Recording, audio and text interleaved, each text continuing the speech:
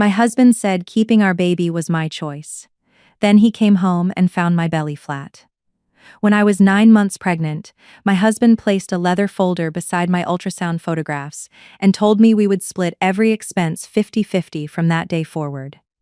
Keeping this pregnancy was your choice, Clara, Julian said. I shouldn't have to endanger my company because you chose to become a mother. 4 days later, he came home and found me standing in our living room with a flat stomach and an overnight bag at my feet. The nursery behind me was empty. The crib sheets were gone. So were the diapers, the car seat, and the tiny white dress I had bought for the trip home from the hospital. Julian stopped so abruptly that the front door struck his shoulder. His eyes dropped to my abdomen. Then they moved to the empty nursery. "Where's my child?" he demanded. I did not answer immediately. I watched him search my face for the frightened wife who used to explain herself whenever he raised his voice. She was no longer there. In my hand was an envelope containing proof of what he had planned, along with the first legal notice telling him the plan had failed. Julian believed he had come home to claim his daughter. He did not yet understand that I had spent the previous 4 days surviving an emergency surgery, protecting our baby, and learning why he had suddenly become so interested in separating our finances. His 50-50 proposal had never been about fairness. It had been the opening move in a plan to make his failure my debt.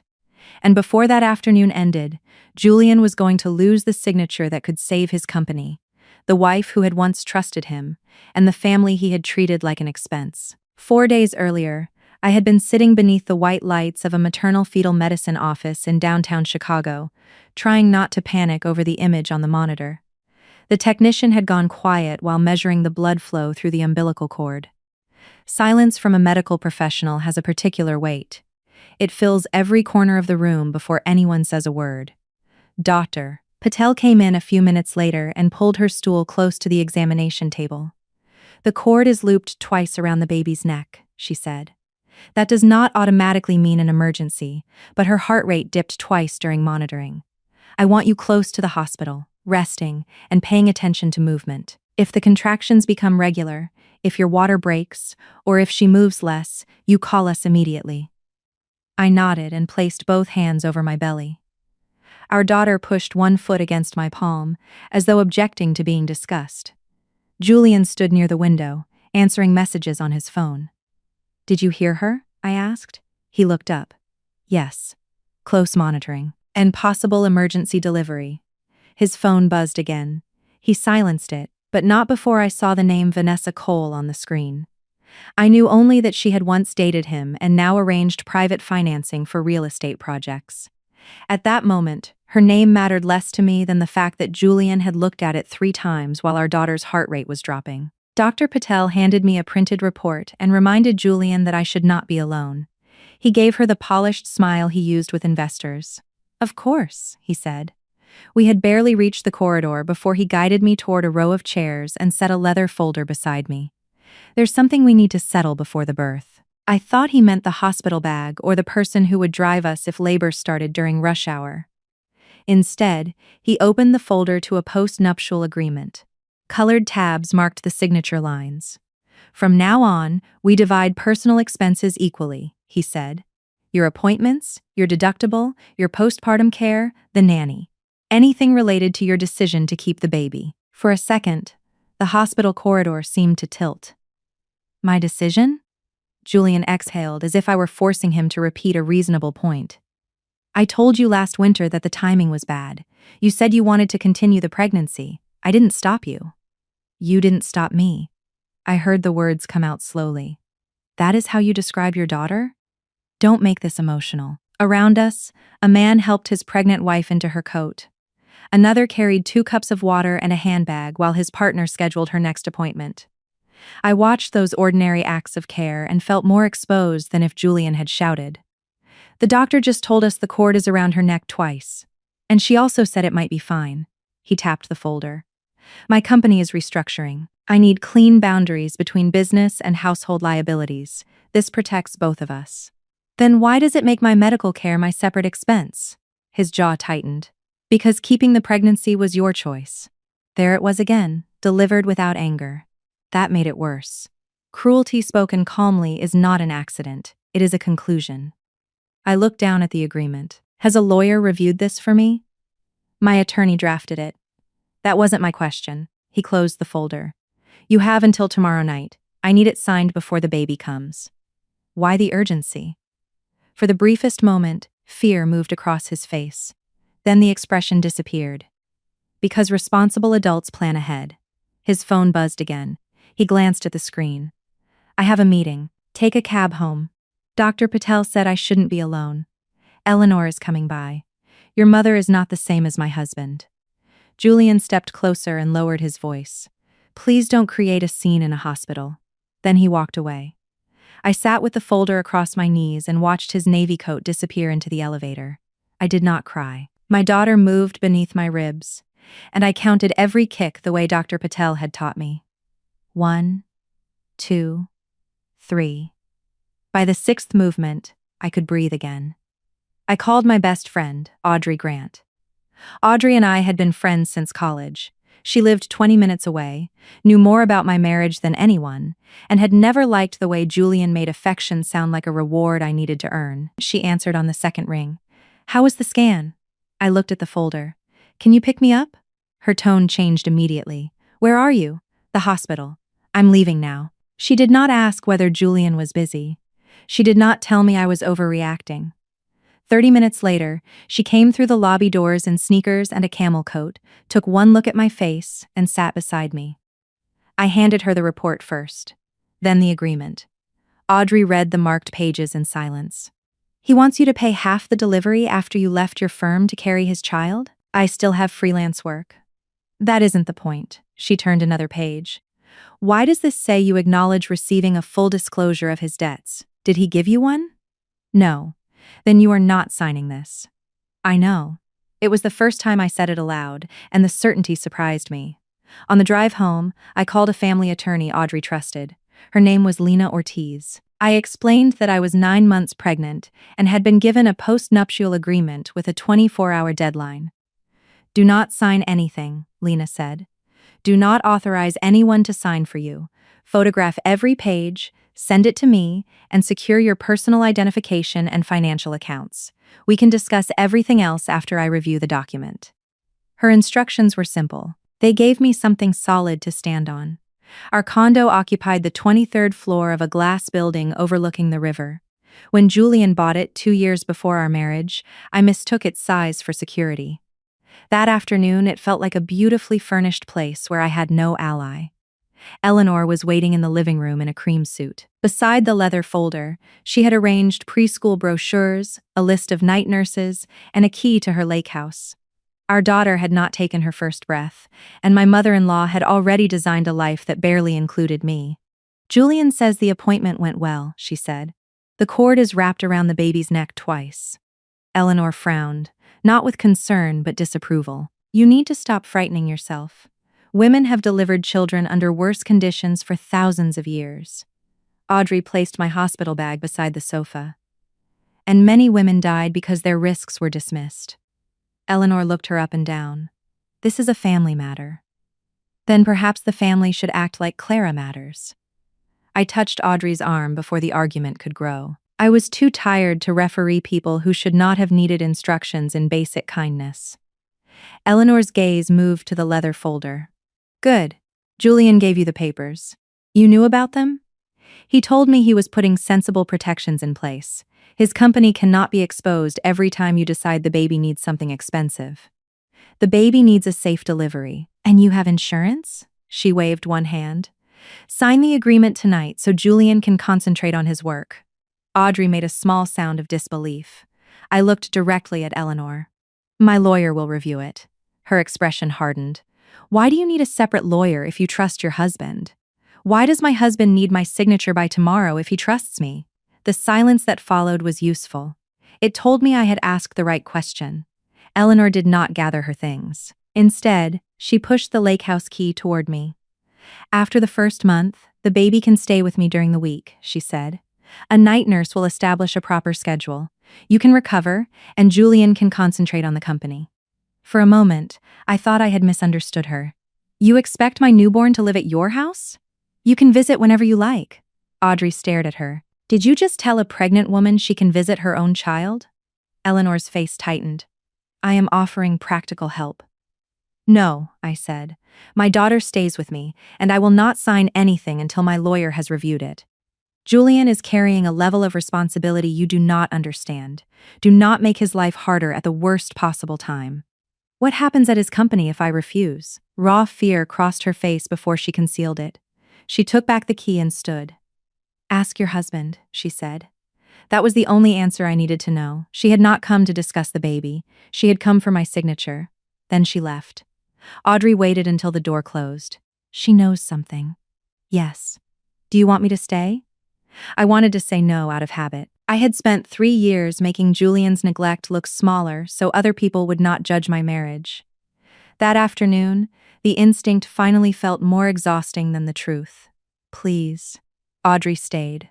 While Audrey made soup, I photographed the agreement and sent it to Lena. On her instructions, I moved my passport, social security card, bank records, and the deed to the small apartment I had owned before marriage into my overnight bag. The tenant's lease ended that week, so I told the property manager not to renew it. Lena found the trap quickly.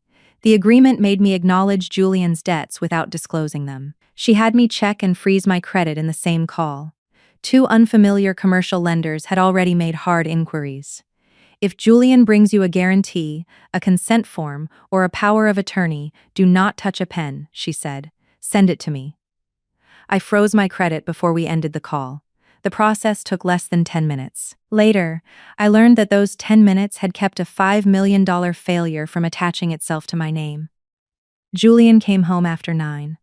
Audrey had gone to the guest room, and I was at the dining table with the unsigned agreement in front of me. He removed his coat, saw the folder, and loosened his tie. You signed? My attorney is reviewing it. He became completely still. You hired an attorney? Yes. After one conversation? After my husband handed me a legal contract in a hospital and gave me 1 day to sign it. He pulled out the chair opposite mine. Clara, lawyers turn manageable issues into wars. Then why did you use one? His mouth tightened. Mine understands the company, which is exactly why I need someone who understands my interests. He leaned back and studied me. For most of our marriage, Julian could end a disagreement by withdrawing warmth. I would pursue him, soften my language, and work until the room felt normal again. This time, I let the silence remain his problem. Did Audrey put you up to this? He asked. No. Your friends have always resented what we built. Audrey drove me home because you left your high-risk pregnant wife at the hospital. He looked toward the guest room and lowered his voice. I had an urgent meeting with a lender. What lender? A business lender. How much does your company owe? His answer came too quickly. Nothing we cannot manage. That is not a number. He stood. I am not discussing confidential company finances with an audience in the next room. Then discuss them with me tomorrow morning. Just sign the agreement, Clara. No. The word landed between us. Julian stared as if I had spoken in a language he did not recognize. What did you say? I said no. He picked up the folder.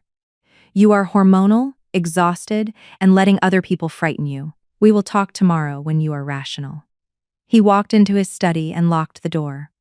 I sat at the table with my hand on my belly. My daughter shifted, then became still again. I waited for another movement. Nothing. I drank cold water, lay on my left side, and began counting. One movement came after 7 minutes. Another came 6 minutes later. Slower than usual, but present. I called the hospital. The nurse told me to continue monitoring and come in immediately if the pattern weakened. At midnight, Audrey found me awake on the sofa. You said no to him, she said. I did. She sat beside me. How did it feel? Like opening a door I should have opened months ago. The next morning, Julian left before I woke. A message waited on my phone. The documents need to be completed by 5. Stop involving strangers in our marriage. I sent the message to Lena and did not respond. Audrey made breakfast while I packed a second bag for the baby. She would keep it in her car, drive me if labor began, and take us to her house after discharge if the condo was no longer safe. It felt dramatic until I remembered that Julian had walked away after hearing the words fetal distress. Then it felt necessary. At 11, Lena identified the inquiries as Bridgepoint Capital and Great Lakes Commercial Bank, both commercial real estate lenders. She sent written notices that I had authorized no application and told me not to confront Julian until we knew what he had submitted. Audrey wanted me to leave immediately. I agreed. But first I needed my insurance card and the remaining financial records involving my name. Julian kept household insurance records in a cabinet in his study. The door was no longer locked. He must have rushed that morning and forgotten. I searched for our health policy first. In the top drawer, beneath a stack of property brochures, I found a closing checklist from Bridgepoint Capital. The heading read, Lakefront Commons Rescue Facility. Loan amount, $4,850,000. Borrower, Bennett Urban Holdings. Personal guarantor, Julian Bennett. Additional guarantor, Clara Bennett. My name looked unreal on the page. Below it was a list of missing conditions. Spousal asset disclosure. Consent to pledge separately held property.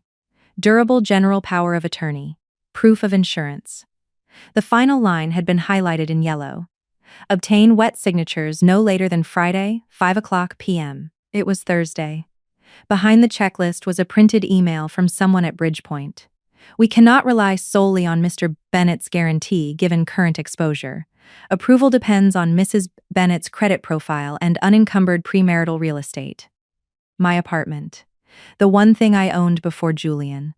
The place I had kept because my grandmother taught me never to surrender every exit. I photographed the pages with shaking hands. Then I found a draft of the power of attorney. It appointed Julian to borrow, mortgage, pledge, transfer, and execute documents on my behalf. My full legal name appeared on every page. So did my home address, date of birth, and social security number. The signature line was blank. On a blue note attached to the final page, Julian had written 3 words. After delivery. Hospital. I had to sit down. The plan became clear with brutal simplicity.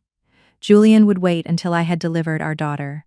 He would arrive with flowers, an apology, and a stack of documents.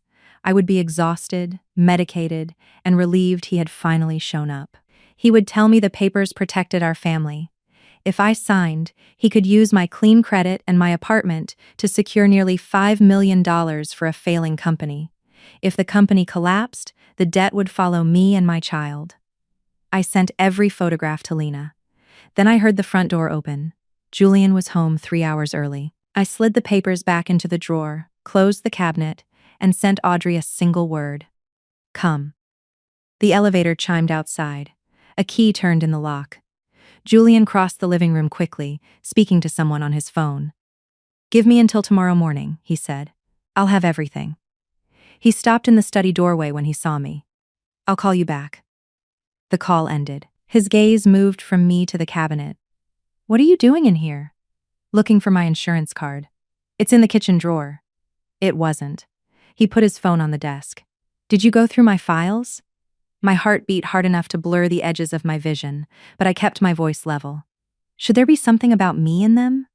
Julian crossed the room and opened the cabinet. The closing checklist lay exactly where I had found it, but the edge of the blue note protruded half an inch farther than before.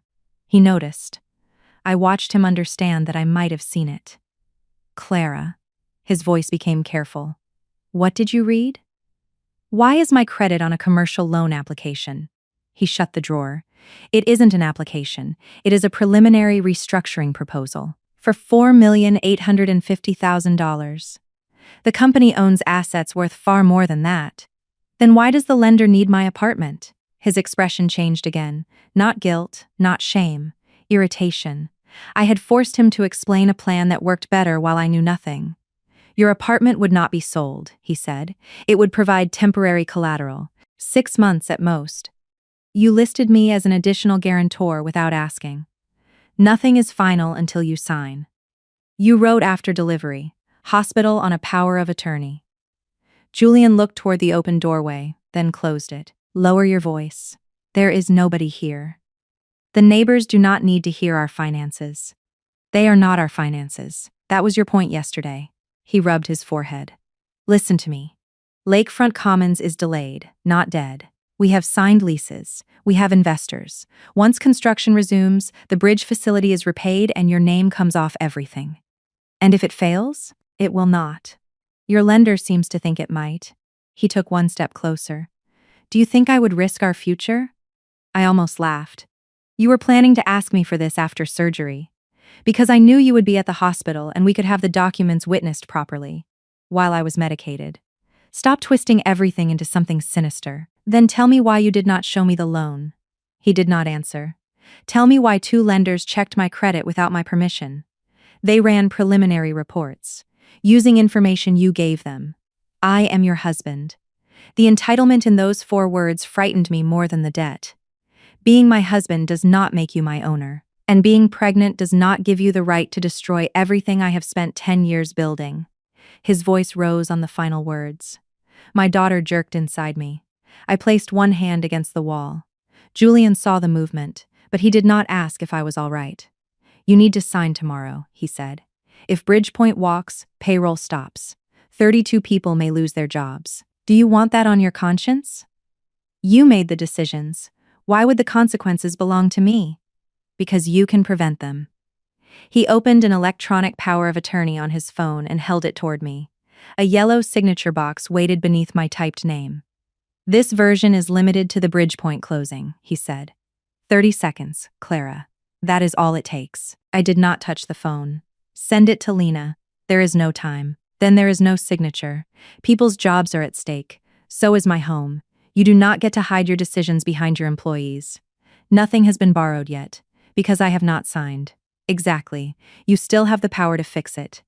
You mean I still have something left for you to take? His phone chimed on the desk. The notification displayed only the first line of an email, but it was enough. Credit access unavailable. Applicant file is frozen. Julian looked at the message. Then he looked at me. You froze your credit. Yes. When? Last night. He moved away as if distance might change the answer.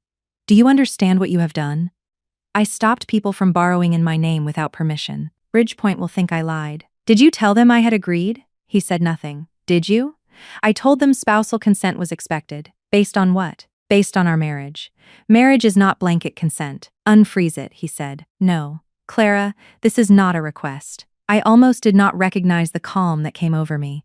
It has always been a request. You were simply counting on me not knowing that. For several seconds, we stared at each other across the desk. Julian had greater income, more business experience, and a mother who treated his ambition like a family religion. None of those things gave him legal ownership of my yes. Our daughter will have no security if my company collapses. She will have me.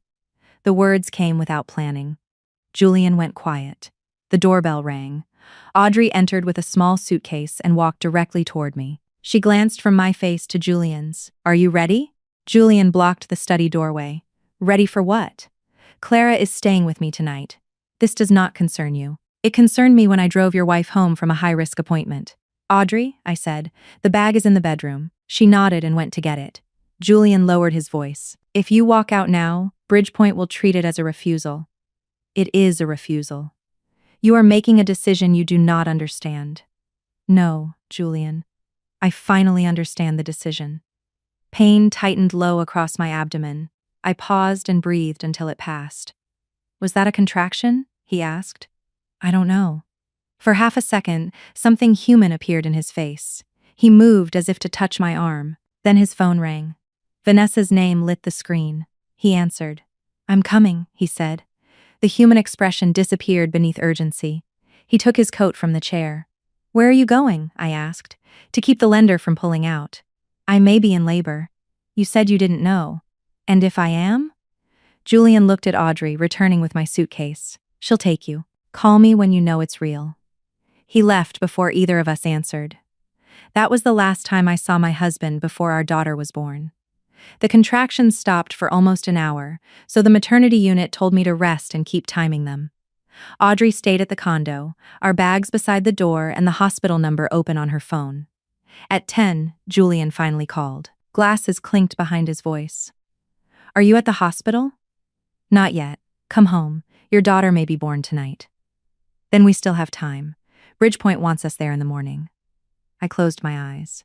You called about the loan. The loan affects all of us. Vanessa says the risk is manageable. Then ask Vanessa to guarantee it. His silence told me she already had refused. My answer is no, I said. Come home. I cannot leave in the middle of negotiations. You can. You are choosing not to.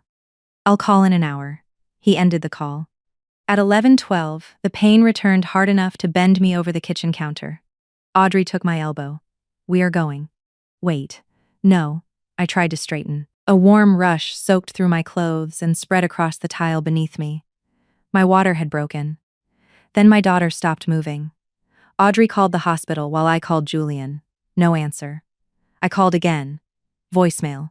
Audrey was giving our address to emergency dispatch. I sent Julian a message. My water broke. The baby isn't moving. We're going to the hospital now. The reply did not come until paramedics were securing me to the stretcher. I'm busy. 2 words. No question. No promise to meet us. No fear for the child he would later call his. I looked at the message until the screen blurred. Then I handed my phone to Audrey. Do not let me call him again. The ambulance moved through wet Chicago streets with its lights reflecting off glass towers. A paramedic named Maria held a monitor against my abdomen. She adjusted it twice, then looked at her partner. I have a heart rate, she said. It's low. How low? We are moving as quickly as we can. I gripped the edge of the stretcher. Please tell her I am here. Maria took my hand. You tell her. Keep talking to your baby. So I did. Stay with me, I whispered. I know you're tired. I know this is frightening. But stay with me. We are almost there. At the hospital, people moved faster than my mind could follow. A nurse cut away the lower part of my dress. Another started an IV. Dr. Patel arrived with her hair pulled back and her coat over scrubs. The fetal monitor emitted a rapid series of tones, then slowed. Clara, the cord may be compressing, Dr. Patel said. We need to deliver now. A C-section? Yes. An emergency C-section. Will she live? Dr. Patel held my gaze. We are going to do everything necessary for both of you. The consent form shook in my hand. Audrey steadied the clipboard while I signed. Where is the baby's father? A nurse asked. Audrey looked at me. Unavailable, I said. That word was more dignified than the truth. A nurse asked me to remove my jewelry. My fingers were swollen, so Audrey worked the wedding ring loose while the monitor alarm sharpened. It left a pale indentation when it finally came free. Keep it, I told her. There was no time to decide what the ring meant. I curled my bare hand over my daughter and whispered, We are going together. They placed a cap over my hair and wheeled me toward the operating room. Audrey walked beside the bed until the red line on the floor where visitors had to stop. I'll be here when you wake up, she said. If something happens to me. No. Audrey, listen. If something happens to me, do not let Julian or Eleanor take her until Lena knows about the loan documents. Tears filled her eyes, but her voice remained steady. I understand. The doors opened. Cold air touched my face. Above the operating table, the lights were almost painfully bright. A warm blanket covered my shoulders while my lower body disappeared behind a blue drape. I had imagined labor differently. Julian would stand beside me. He would count my breaths. He would cry when our daughter cried. Even after months of distance, some foolish part of me had preserved that scene as a final chance for him to become the man he once promised to be. Instead, a nurse I had met 6 minutes earlier held my hand. The doctors spoke in short, controlled phrases while a nurse held my hand. Then the monitor changed. The room became quieter. Why isn't she crying? I asked. Nobody answered immediately. I turned my head, trying to see past the drape. Please, why isn't my baby crying? Dr. Patel's voice came from the other side. She is out. The neonatal team is helping her breathe. Seconds became enormous. I heard quick instructions from the neonatal team. The nurse tightened her grip. Come on, little one, she whispered. I could not see my daughter. I could only stare at the ceiling and bargain with everything I believed in. Take the condo. Take the marriage. Take every plan I made. Just let her breathe. Then a thin cry cut through the room. It was not loud. It was not the dramatic cry from movies. It was small, angry, and alive. I began sobbing before I realized I was making a sound. "She's breathing," the nurse said. "Your daughter is breathing." They brought her to me for only a few seconds before taking her to the special care nursery. Her face was red. Dark hair lay damp against her head. One tiny fist opened beside her cheek. "Hello," I whispered. "I'm your mother. I am here." She turned toward my voice. That movement saved something in me. Our daughter was born at 12:47 on Friday morning, weighing 6 pounds, 4 ounces. The cord had been wrapped tightly twice around her neck. Dr. Patel later told me that another hour could have changed the outcome. Another hour. The exact amount of time Julian had said he needed before calling again. I woke in recovery, with Audrey beside me and pain spreading across my abdomen. My first question was about the baby. "She is stable," Audrey said. "They are giving her oxygen, but she is breathing on her own." "Did Julian come?" Audrey's face answered before her words did. "No." She gave me my phone. There were 6 missed calls, all after 2:30. 3 messages followed. "Call me." "Which hospital? Why is no one telling me anything?" The outrage in the last message was almost impressive. Julian had ignored the call that mattered, then became angry when information did not arrive on his schedule. I turned the phone face down. "Please tell the nurses he is not approved to visit." Audrey hesitated. "Are you sure?" "Yes." "What about Eleanor?" "No." The hospital placed a privacy restriction on my room and the nursery. I gave them Audrey's name as my only visitor. Then I called Lena. My voice shook from medication and exhaustion, but I told her about the power of attorney, Julian's note, and the text he sent while I was being taken away. "You focus on recovery," she said. "I will notify the lenders in writing that you never authorized the applications and will not guarantee any company debt. I will also preserve the documents and begin preparing a petition for temporary financial protections." "Can Julian take the baby?" "Not from a hospital nursery because he demands it. But parentage and custody will need proper orders. Keep every message. Do not threaten him, do not negotiate, and do not sign anything." "I won't." At 10 that morning, a nurse wheeled me to the special care nursery. My daughter lay beneath a warmer with a small oxygen tube under her nose. I slid one finger into her hand. Her fingers closed around it. The nurse asked whether she had a name. Julian and I had debated names for months. He preferred family names that sounded good on a building. I wanted something gentle. We had agreed to decide after seeing her. I looked at the pale morning sky through the high nursery window. "Sky," I said. "Her name is Sky." The nurse smiled and wrote it on the card above the bassinet. "Sky Bennett." The next 2 days narrowed to pain, feeding, and the distance between my room and the nursery. Lena notified the lenders that I had authorized nothing and prepared temporary financial and custody protections. Julian sent flowers, then a stuffed bear. Neither gift mentioned the hours when Sky had needed oxygen. Then he sent the message that ended any doubt I still carried. "Bridgepoint withdrew because of what you did. 32 employees may lose their jobs. We need to discuss a temporary guarantee before this becomes irreversible. Not, 'How is Sky?' Not, 'Are you in pain?' Not, 'I am sorry I was not there.' The loan." I forwarded the message to Lena and blocked his number for the night. By Sunday morning, Sky no longer needed oxygen. Dr. Patel told me we could probably go home Monday if both our tests remained stable. Audrey sat beside my bed folding newborn clothes. "Home means my house," she said. "First, I need to go to the condo." "Why?" "My laptop, client files, and the rest of Sky's things are there, and I need Julian to hear from me that the marriage is over." "That can happen through lawyers." "The divorce can. This part cannot." Audrey studied me for a moment. "Then you are not going alone." We made a plan. On Monday afternoon, after discharge, Audrey would take Sky to her house with her sister, who was a pediatric nurse. I would go to the condo with Lena's paralegal waiting downstairs and retrieve the remaining essentials. Building security would be notified. I would stay no longer than 30 minutes. I did not expect Julian to arrive during that window. But he did. 4 days after he told me the pregnancy was my choice, I stood in our living room wearing a loose black dress over my incision. My belly was no longer round. It was tender, bandaged, and hidden beneath fabric. My hospital bracelet remained around my wrist. The nursery was empty because Audrey had already loaded the crib sheets, diapers, car seat, bassinet, and clothes into her SUV. I set my overnight bag beside the door and picked up the envelope Lena had prepared. The lock turned. Julian entered while speaking into his phone. "I am at home now. You'll find the original documents and—" He saw me. The phone lowered.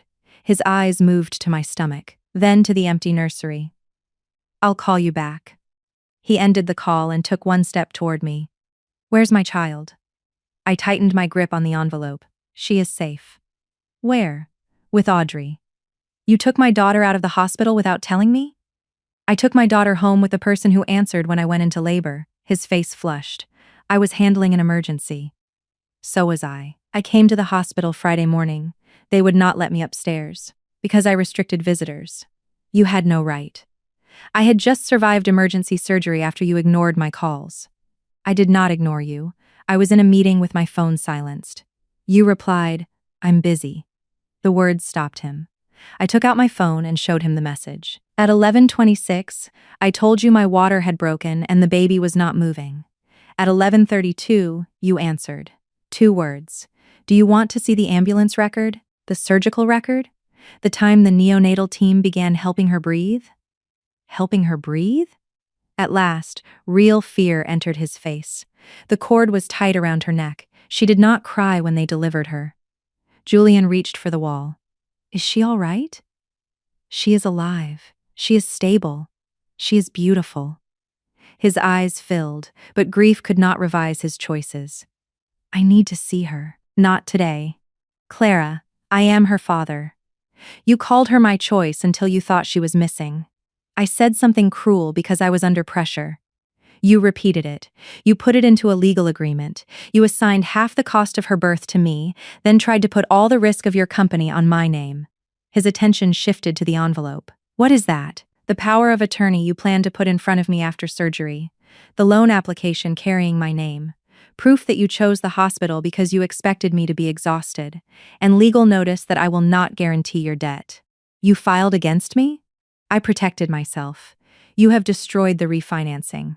"No, your debt destroyed the refinancing. My signature was simply the last thing you intended to feed it." He paced toward the window, then back.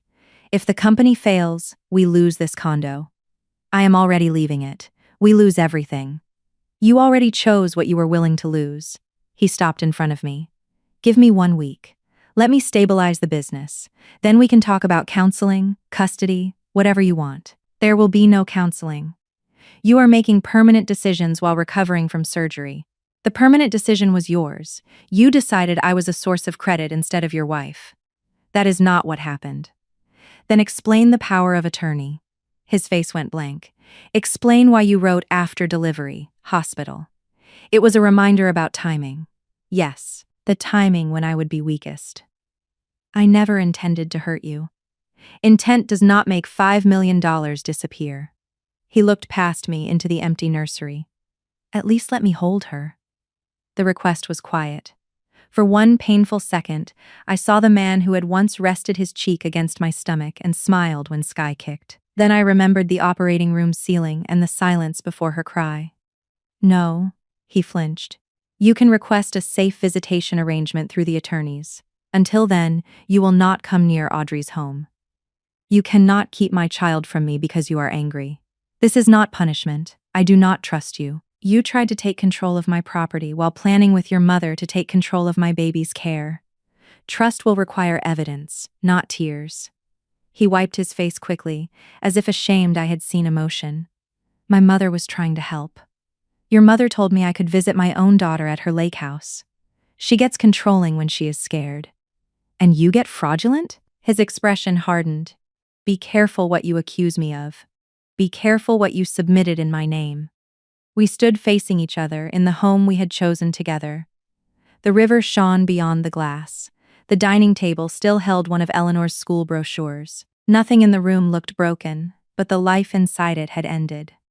I slid the envelope onto the table. "Lena will contact your attorney about the divorce. Clara, I came here to collect our things and tell you myself. I have done both." I lifted the overnight bag. Pain pulled across my incision, and I winced. Julian noticed. Let me carry that. No. You just had surgery. I know. I was there. I walked to the door. Behind me, his voice broke. Please tell me her name. I paused. Sky. Sky, he repeated. I opened the door. When can I see her?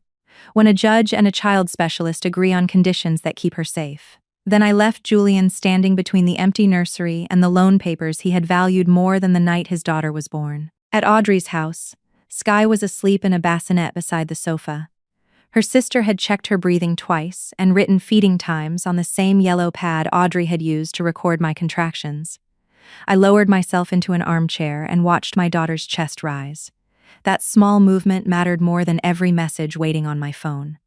Audrey brought me water and pain medication. How did it go? He asked where his child was. His child. That was the word he used. Did he apologize? He explained. Audrey understood the difference. My phone rang from an unknown number. I nearly ignored it, but Lena had warned me not to block potential witnesses connected to the loan. I answered. Clara? A woman said.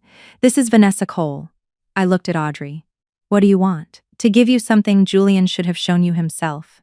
If this is about the loan, my attorney has already notified Bridgepoint. I know. The bank called me because Julian listed one of my funds as secondary financing. I never agreed to that. Why were you meeting him? Vanessa was silent for a beat. Because he asked me for money. He told me the marriage was ending, that you wanted nothing to do with the company, and that you had already agreed to use your apartment as collateral. The words hurt, though not in the way they once might have. I was no longer afraid of losing Julian to Vanessa. I was hearing how he had converted our marriage into a story he could sell to a lender. Did you believe him? At first. Then he asked me to help arrange a notary who would come to your hospital room immediately after delivery. My fingers tightened around the phone. Why would you agree to that? I did not. I told him I would not participate unless I spoke with you privately. He became angry. That is when I started saving everything. Everything? Emails, drafts, and a voice message. I sent them to the address your attorney gave Bridgepoint.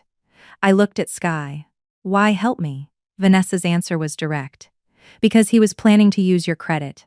Whatever history Julian and I have, I will not help a man put $5 million on a woman recovering from childbirth. She did not ask for forgiveness or friendship. She said she had forwarded every document Julian sent while asking her to finance the rescue loan, then ended the call. 20 minutes later, Lena opened the files with me over a secure call. The first email was from Julian to Vanessa, dated 3 weeks earlier. Clara's score is over 800, and the apartment is unencumbered.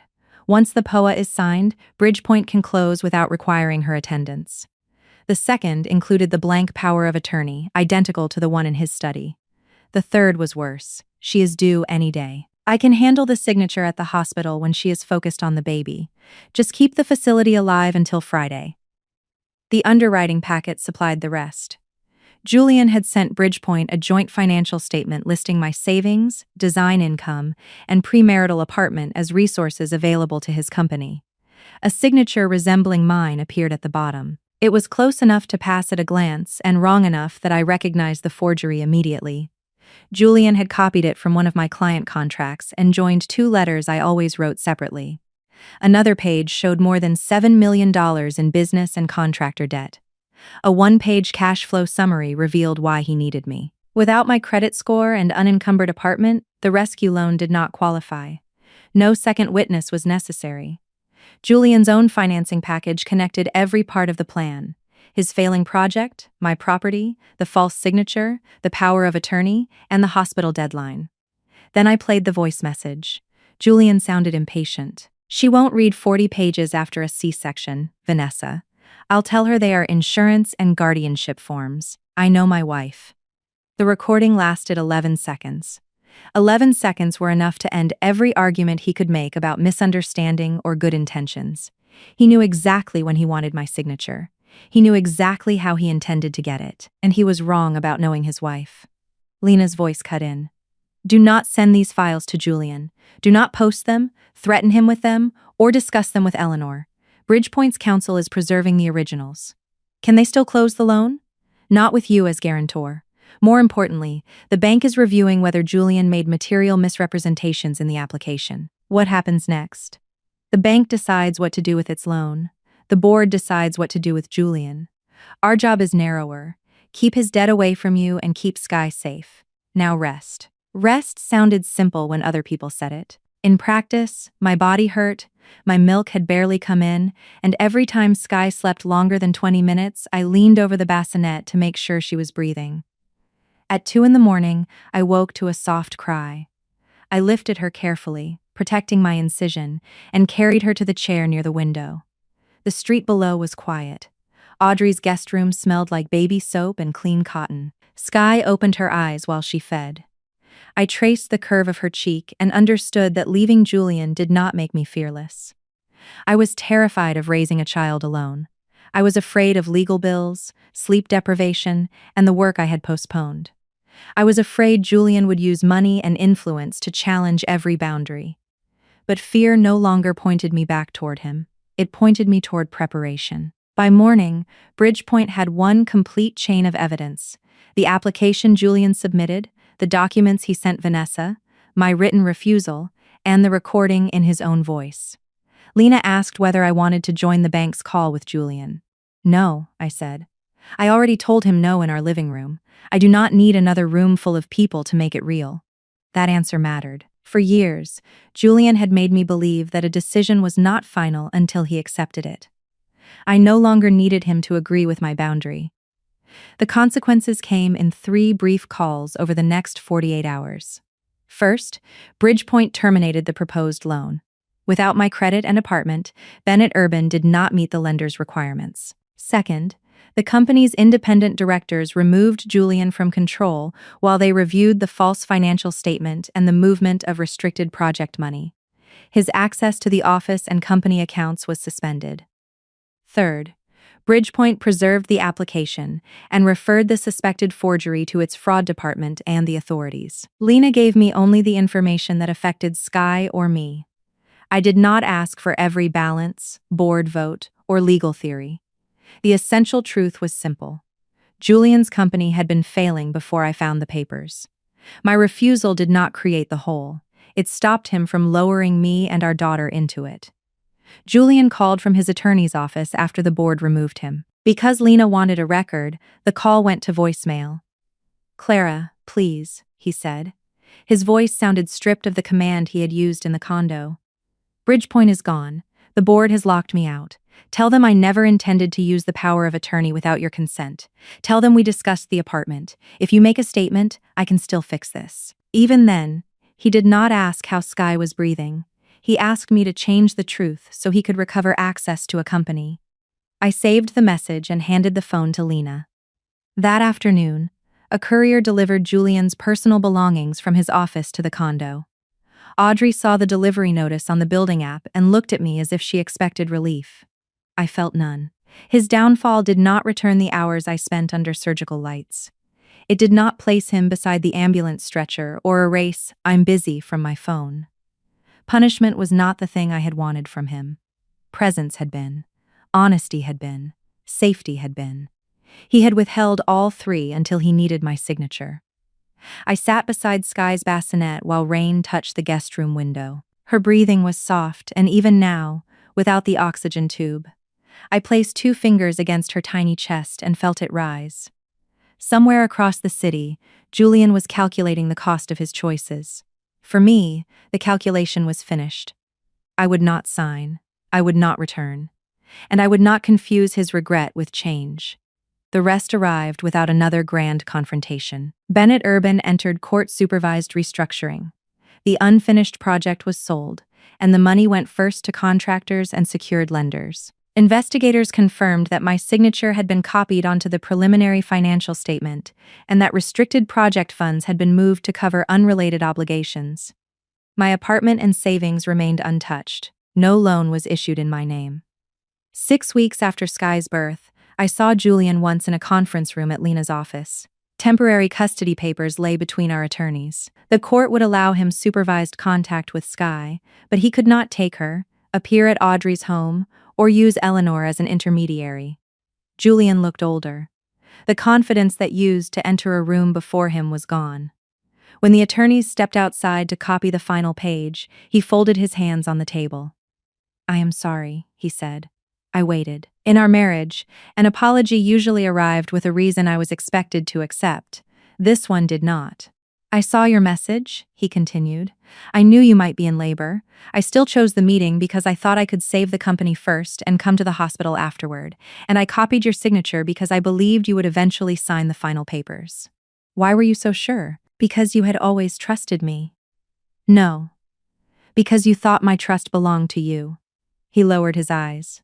"You're right." The admission hurt, but it did not change the shape of the future. "I want to be a father to Sky," he said. "Tell me what I have to do." "Follow the order. Learn to care for her instead of assigning the work to your mother. Never use her to reach me. And do not mistake access to your daughter for a path back to your wife." He looked up. "There is no chance for us?" "No." I did not say it angrily. I said it clearly. A sincere apology can acknowledge harm. It cannot require the person harmed to return. The attorneys came back, and Julian signed.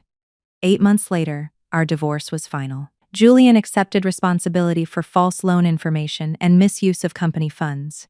He received a custodial sentence, restitution, and a ban on managing investor money. Any contact with Sky remained supervised under the court's terms.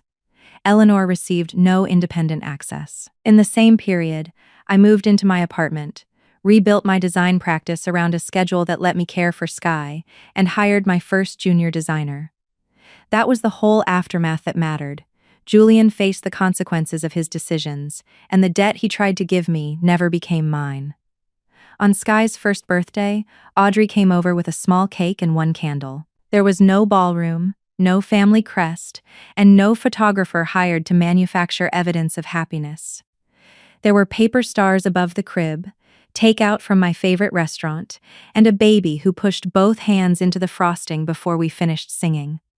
Audrey laughed so hard she had to sit down. I watched Sky smear icing across her cheeks and remembered the operating room. The terrible silence, then the small, angry cry that told me she was alive. The memory still hurt. It no longer controlled the room. After Sky fell asleep, I opened the cabinet to put away her birthday cards. Behind a box of client samples, I found the leather folder Julian had placed beside my ultrasound photographs. The unsigned post-nuptial agreement remained inside. Colored tabs marked every place he had expected me to obey. On the first page, beside the paragraph assigning half the pregnancy expenses to me, Julian had written 3 words. "Clara chose this." I removed the medical report stored behind it. That page belonged in Sky's records. It documented the fetal distress, the emergency C-section, and the minute she began breathing. The agreement belonged nowhere. I fed it into the shredder a few pages at a time. The machine cut through the clause that called my delivery a separate expense. It cut through the false acknowledgement of debts Julian had hidden. It cut through every signature line he had marked before asking whether our daughter was safe.